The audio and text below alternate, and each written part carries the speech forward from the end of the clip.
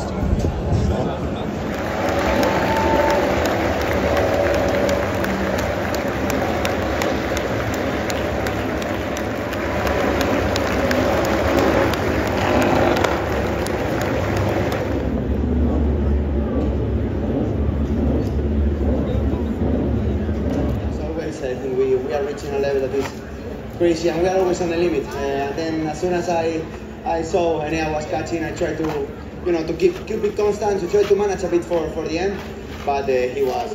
We'll hand over the third place trophy to Pecco Bagnaia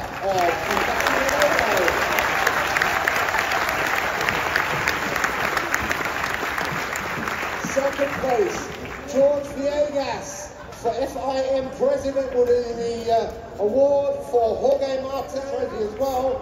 So a big hand for George Villegas, FIM President, hands over the winner's trophy.